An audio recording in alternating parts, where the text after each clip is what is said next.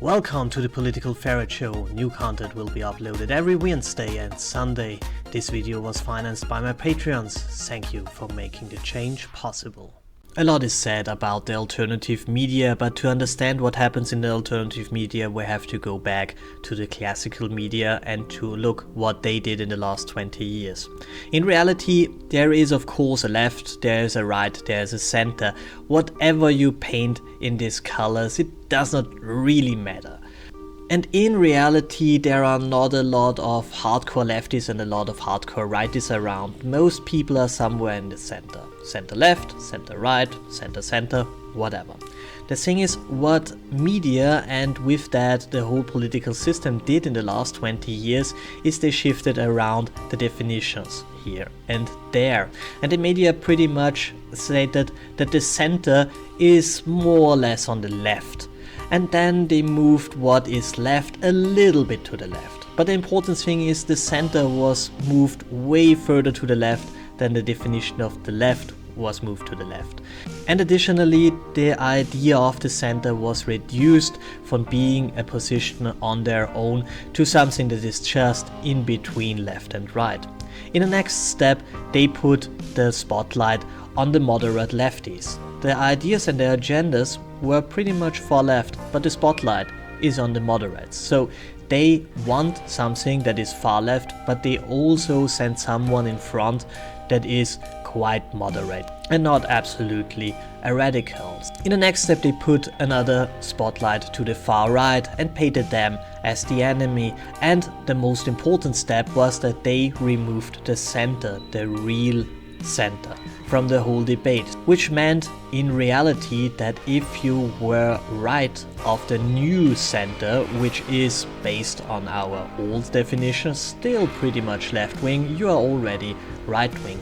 So they changed over and say no, the right is now over here, and they additionally invented the idea of the far right. So this is pretty much how the media paints the world. The thing is, this is not true. This does not fit with reality, and it does not fit with a lot of people who are there, because a lot of people who are in the center, left and right, especially right of the center, don't have a political home and don't have a medial home. There is no media that serves them. And this is where the alternative media came in. You see, the alternative media is pretty broad. You have everything in there. You have your Paul Joseph Watson in there on the right, you have Kraut and Tea in there in the left, you have Sargon of Akkad perfectly in the middle somewhere there. This is the alternative media.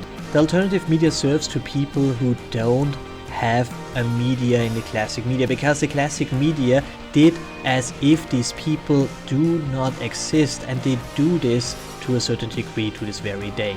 They still say no, there is the left and the center doesn't matter, and the rights are evil and the left is good.